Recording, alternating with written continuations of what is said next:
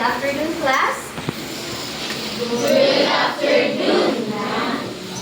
Okay, so before you're going to school your seats, and you arrange the chair properly and pick up your bag and pieces of paper onto the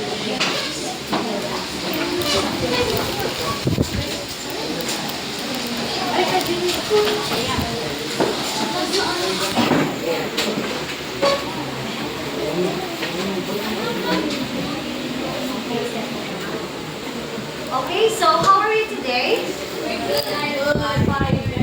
so let me introduce first myself.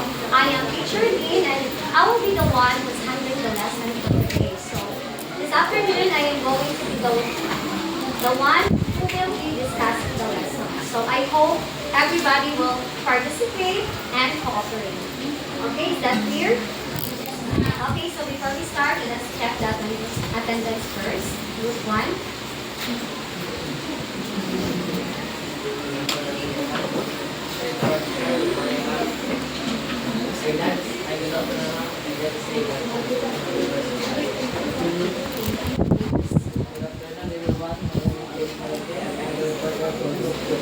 I'm happy today because all of my group mates is Christian.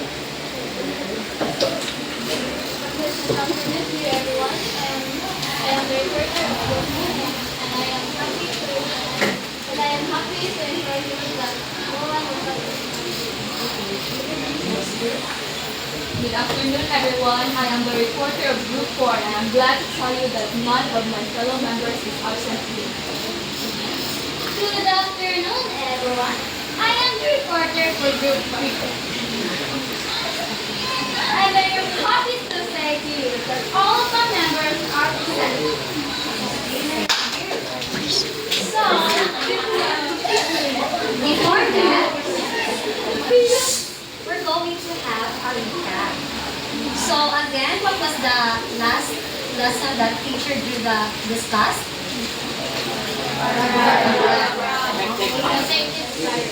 Okay, so what is paragraph again? Very good. So what are the three parts of paragraph again, by the way? Okay, that's great. So, before that, we're going to have a short activity. So, I have here some pictures.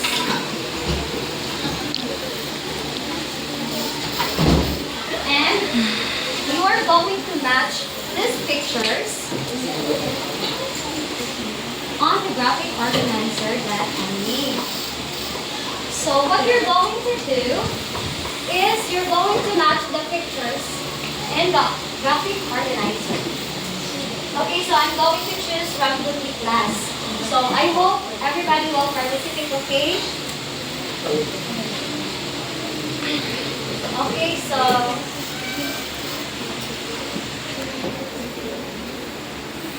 in this picture, can you paste this?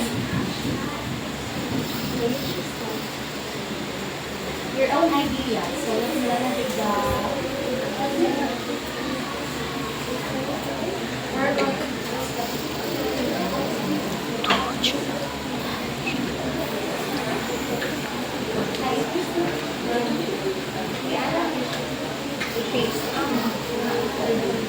Okay, great job.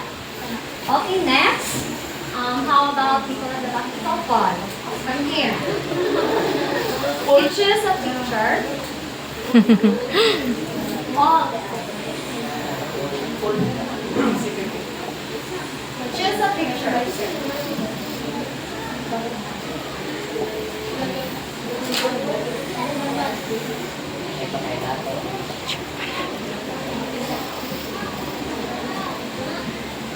Okay, very good. Next student, how about you? Come here. One more time, class. This is just an activity. You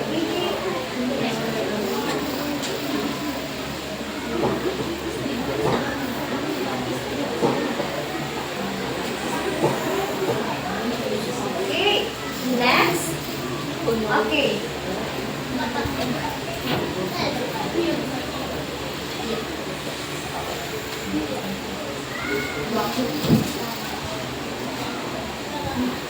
so I guess that's gonna be the last. Okay. Okay, so I think you have an idea now what's gonna be our lesson. So let's check kung right ba ang the-answer sa inyong classmates.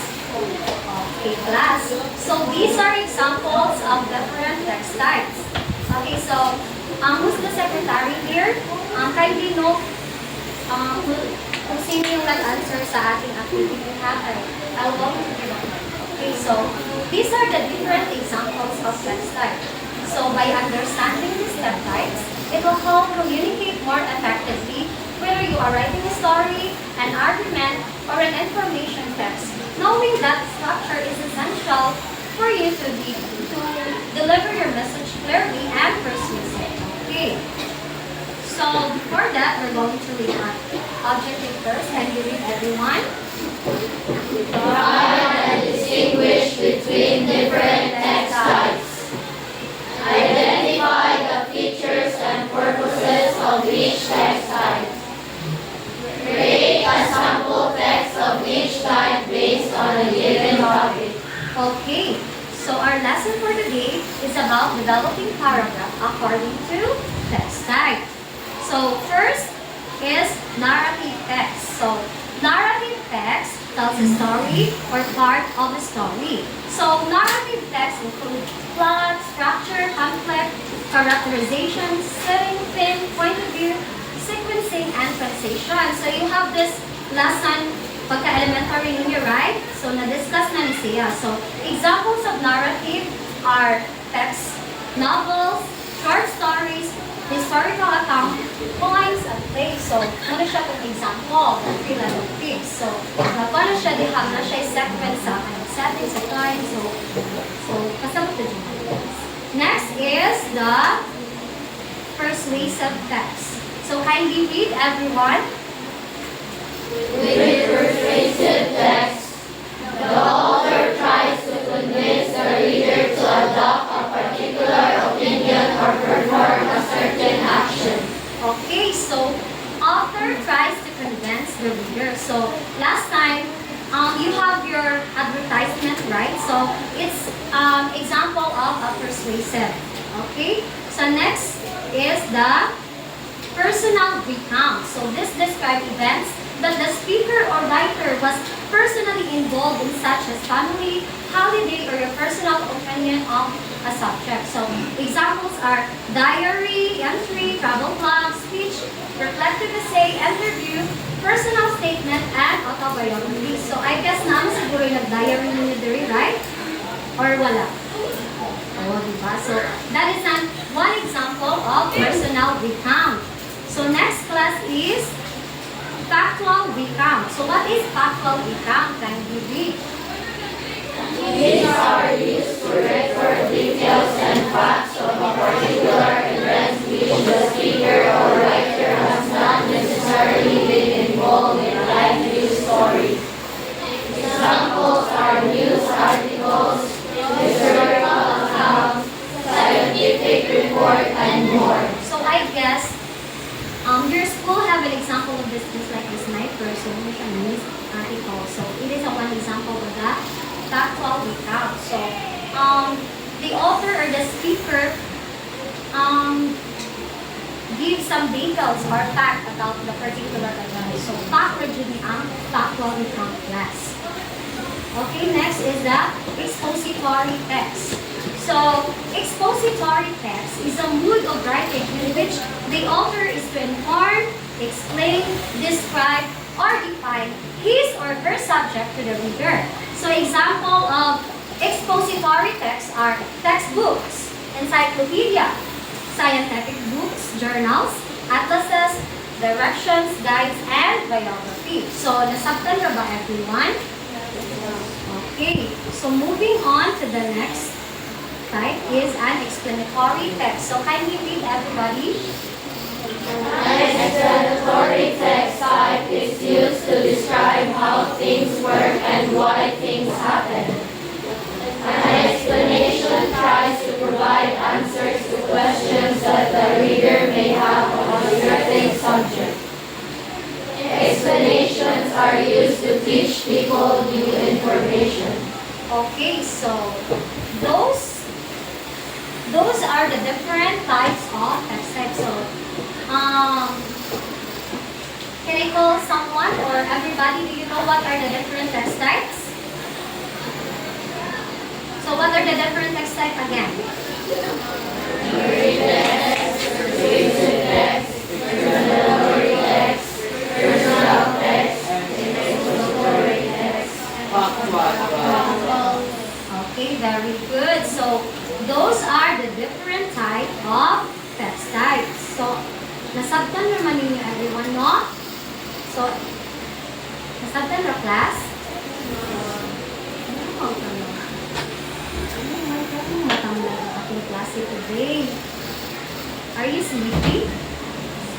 So, I feel everyone is sleepy, so I am going to give you an activity. So, I'm going to call this activity on identify this. So, I guess you're already know and equipped with our lesson. So, mag-activity sa class. So, I'm going to divide you. This one is group 1, 2, and 3. So, okay. So, I have here a paragraph. So, what you're going to do is arrange the jumbled text of the paragraph in order. So, after that, you are going to identify what text type is being assigned to you. Then, you're going to explain its purposes, and you're going to support your answer. So, I will give you 5 minutes only. So, this is for group 1, group 2, and group 3. So, you're going to arrange that. So, can you participate? So, you're going to assign someone who will read the paragraph and he explain. So,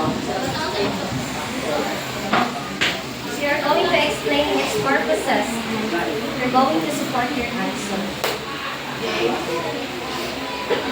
So, you're going to assign one member. So,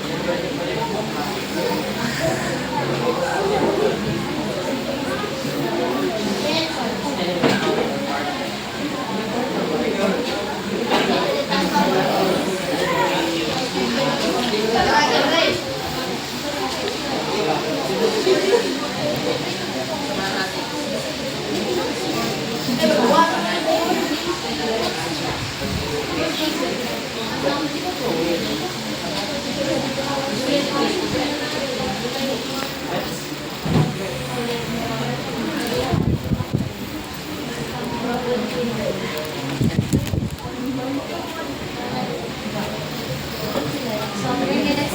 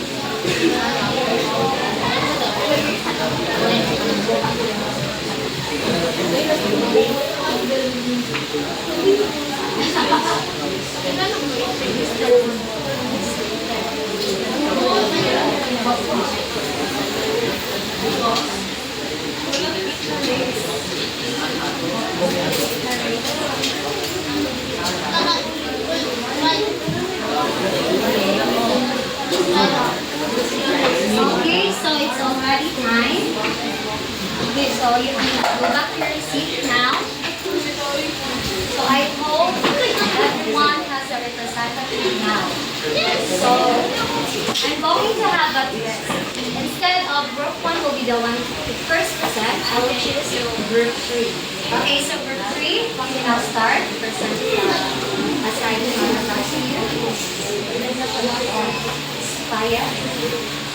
On July 20, 1969, Neil Armstrong became the first person to walk on the moon, during NASA's Apollo 11 mission. He was joined by Buzz Aldrin as the catalyst and 2 hours politics support and conducting experiments. The mission successfully ended when we returned to Earth on July 24, 1969. Okay, so what?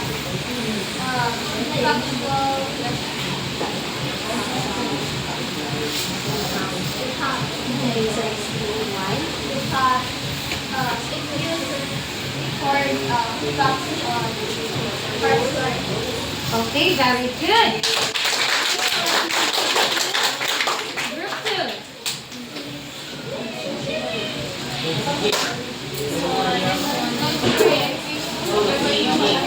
You can read louder. One afternoon, Sarah walked through the park and noticed a tiny kitten sitting alone under a tree. It was sleeping softly, looking up at her with big, pleading eyes. Sarah couldn't leave it there, so she picked it up and took it home. She named the kitten Mistress and gave it a warm name. That day, Sarah found a new companion and realized how a small act of kindness. Okay, so what paragraph is to what has died? Why do you say so that it is a narrative?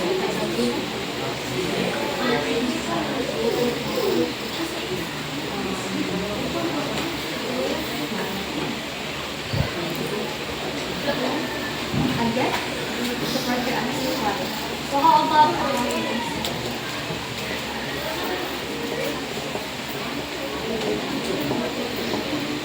sure? It is narrative. What do you think, class? Do you have any idea?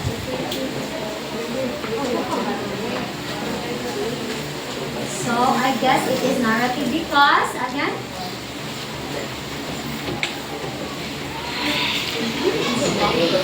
it narrates. Louder. Okay. Okay, so next group. Group 1. That is correct. Switching to electric cars is essential for a healthier planet. Unlike traditional gas-powered vehicles, electric cars produce no emissions, reducing air pollution and helping combat climate change. They also offer long-term savings on fuel and maintenance costs. By investing in electrical cars, we can create a cleaner environment for future generations.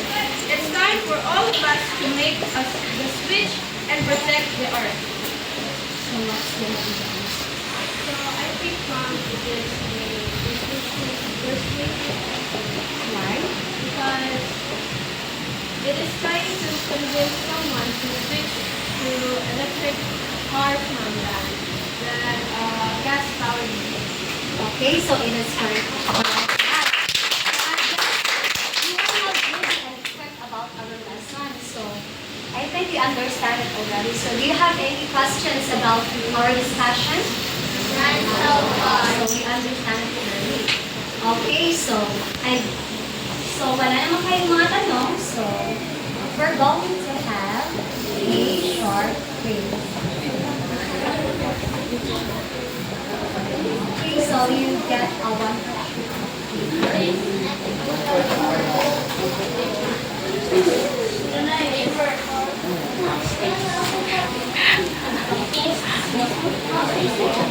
Can you write your name and the date today?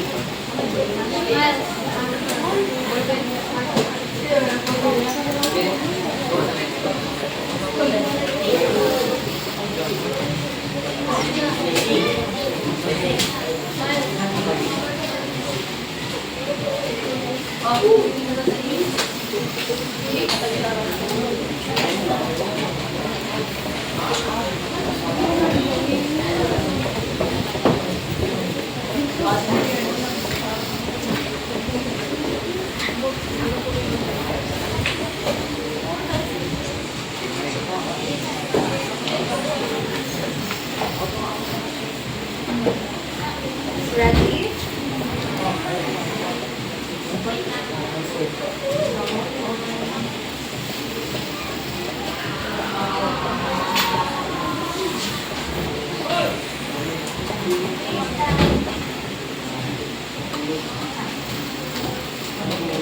so may papel na ba ang lahat?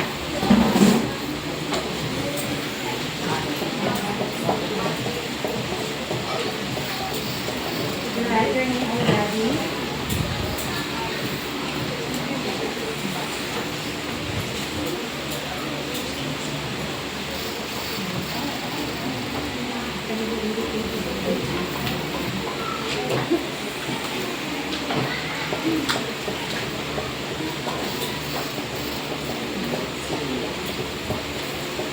Okay. So complete the following sentence and fill in the blanks with the correct text type. So choose from the following text type if it's narrative, persuasive, personal recount, factual recount, expository, or explanatory. Okay, so question number 1. A blank tells a story or part of a story including plot, structure, conflict, and characterization. It tells a story or a part of a story including plot, structure, conflict, and characterization. We're going to write it in this narrative, persuasive, personal recount, factual recount, expository, or explanatory. Are we done? Number 2. The main purpose of a blank text is to convince the reader to adopt a particular opinion or perform a certain action. Again, the main purpose of a blank text is to convince the reader to adopt, mind your own paper, a particular opinion or perform a certain action. Next number. Number 3. A blank is a text describes events that the speaker or writer was personally involved in. Blank is a text that describes events that the speaker or writer was personally involved in.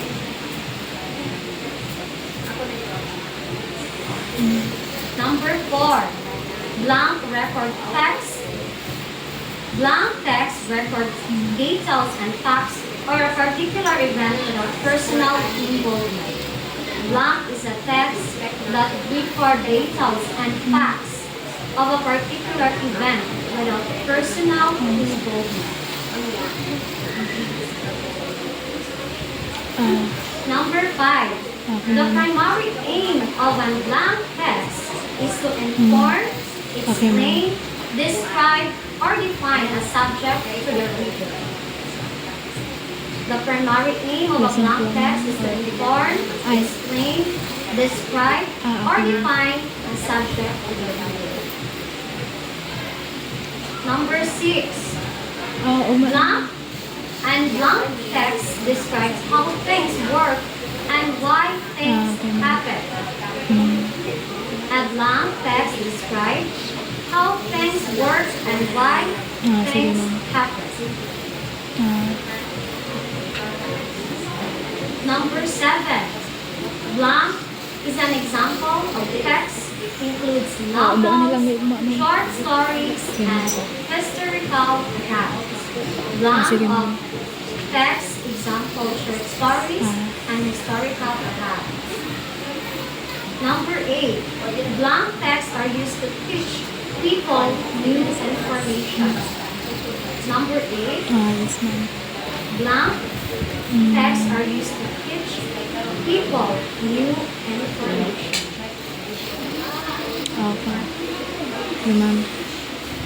Number 9. Blank advertisements and commercials are examples of text. Blank are advertisements and commercials are examples of blank text.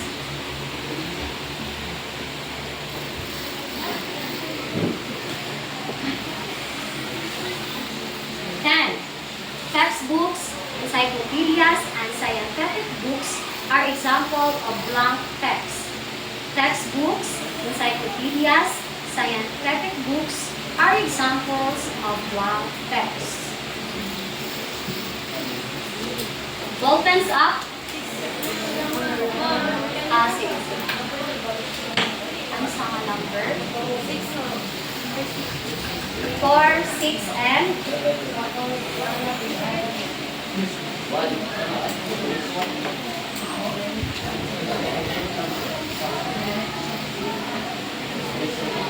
Lang is a text describe how things work and why things happen. Long text record details and facts or particular event without personal involvement.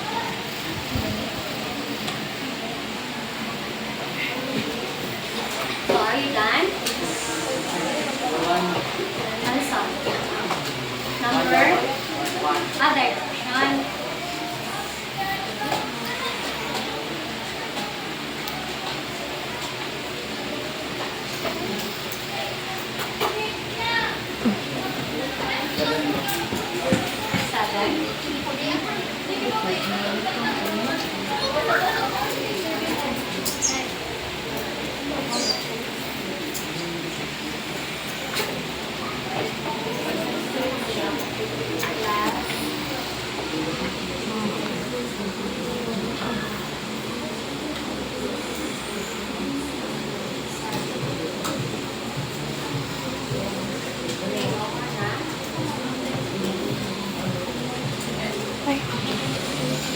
Choices.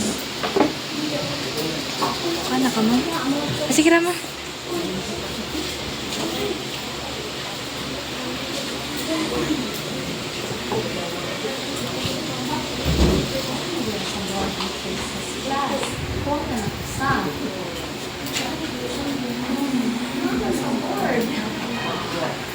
Diba? Nasa na lang sample. So, sa'yo pwede na class. So, ready na ka ng exchange your Ate, psst, ate. Ate. front sa back. Kita na lang yung check. Oh. Ay, okay. So, I'll be the one who's checking your paper. So, forward na lang.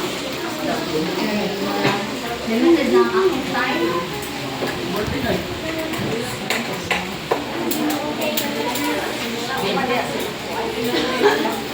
Nag-laya si Armin. Okay, we have no more papers.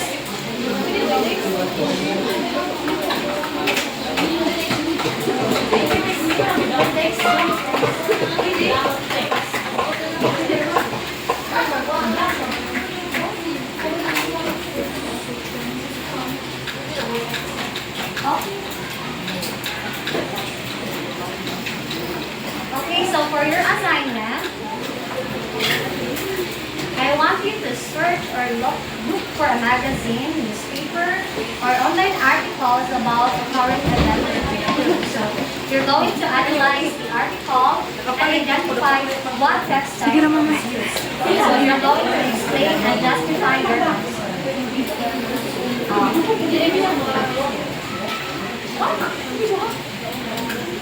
Hapit na. Tara na. Concept, paper na i-explain. Then justify mo yung answer kung bakit mo natin yung ganyan na text. Okay, so mag-close yung answer. I-copy lang. Copy lang sila. Copy nyo, then identify what type of text is used. And you're going to explain and justify your answer. Pwede nyo siya sa one house. Okay? So, are you done?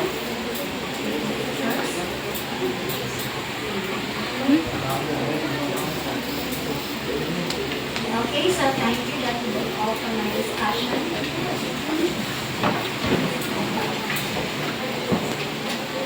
Goodbye and thank you, Mom.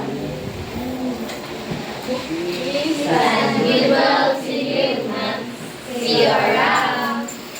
Goodbye and thank you, Mom Judah. We said we will see you, Mom. We are